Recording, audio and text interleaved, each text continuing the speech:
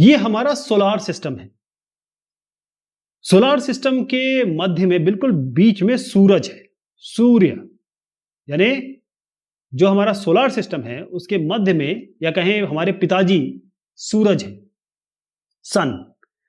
उसके बाद कुछ कुछ दूरी पर कुछ हमें प्लैनेट पता चले हैं, उपग्रह पता चले हैं, जिसे हम प्लैनेट कहें, ग्रह कहें, उपग्रह होता है सैटेलाइट, वो मैं आपको बाद में बताऊंगा। ग्रह हैं हम लोग, जैसे पृथ्वी एक ग्रह है, और हमारा जो उपग्रह है, हमारा जो सैटेलाइट है, वो क्या है? मून है।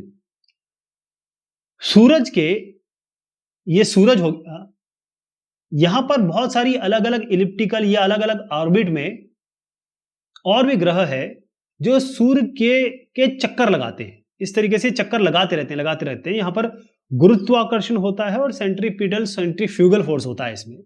इस तरीके से जो फोर्स होते हैं उसके कारण ये, और ग्रेविटेशनल फोर्स होता है उसके कारण यहां पर ये घूमते रहते हैं, और ये सैकड़ों सालों से घूमते चले जा रहे हैं। तो सबसे शुरुआती में अगर आप देखेंगे तो बुध है, ये बुध, जिसको हम मरकरी कहते हैं, ये सूर्य के चारों ओर एक परिक्रमा करने में 88 दिन का समय लगाता है। और हर एक प्लैनेट जो होता है उसमें एक और चीज आप दिखाई देगा आपको, वो ये है कि ये सूरज के आसपास तो घूम ही रहे हैं, अराउंड, और ये अपना भी खुद घूम रहे हैं। मतलब एक होता है रेवोल्यूशन, एक होता है रोटेशन। तो ये यहां तो रिवॉल्व कर रहे हैं, घूम रहे हैं, और अपनी धुरी पर, एक्सिस पे, ये खुद भी घूम रहे हैं।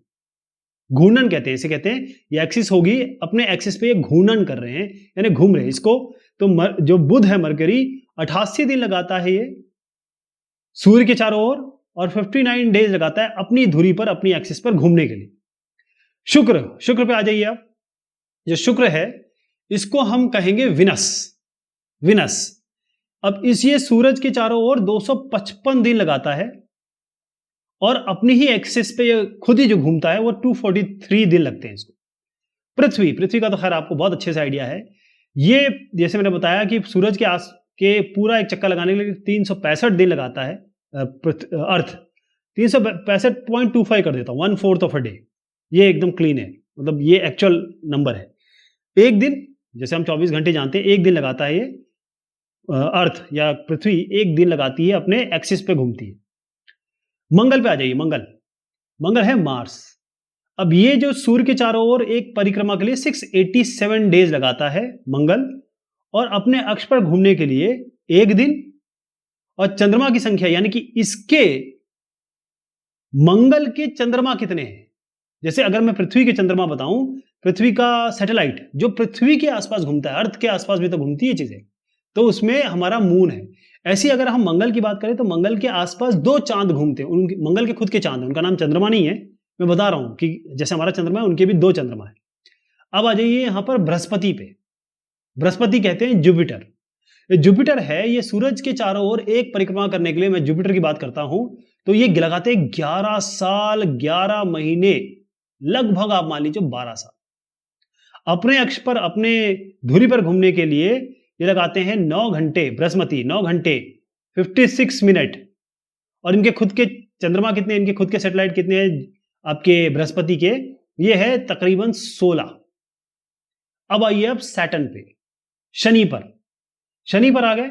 ये जो शनि है, ये सूरज के पूरा जो परिक्रमण करते हैं, आप जान के अचरज में आ जाएंगे कि शनि जो कि सैटर्न है, सैटर्न लगाता है 29 साल 5 महीने, और अपनी एक्सिस पे घूमने के लिए 10 घंटे और 40 मिनट। ठीक है। शनि के कितने चंद्रमा है, कितने सैटेलाइट हैं, उपग्रह हैं? 30, इससे भी अधिक। यूरेनस पे आ जाइए। यूरेनस को हम कहते हैं, यूरेनस हिंदी में भी यूरेनस ही कह रहे हैं इसको। सूर्य के चारों ओर एक परिक्रमण 84 साल, कितने?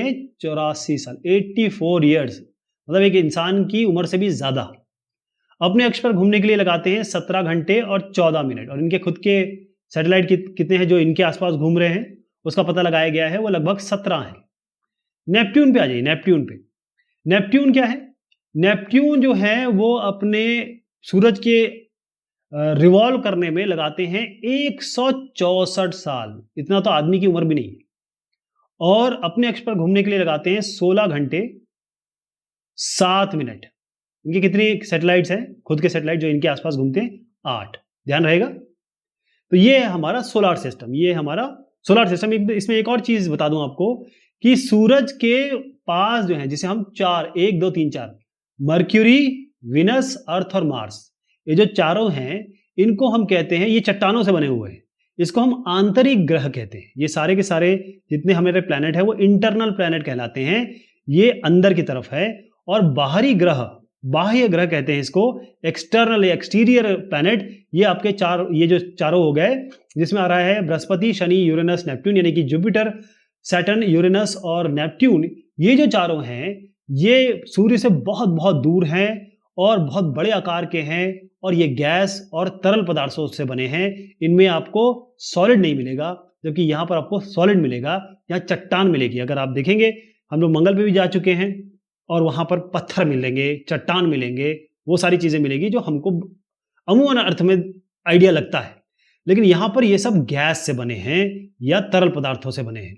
इसके बीच में एक यहां पर एक लाइन है जिसे हम कहते हैं, इसको हम कहते हैं क्षुद्र ग्रह पट्टी। यहां पर होते हैं एस्टेरॉयड्स, हम बताएंगे।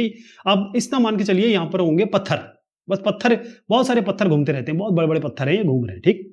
अभी इसको भी हम डिस्कस करेंगे। लेकिन ये पत्थर, ये जो बेल्ट है, इसको पत्थर की बेल्ट कहते हैं, और इसका नाम अगर जानना चाहें तो क्षुद्र ग्रह पट्टी।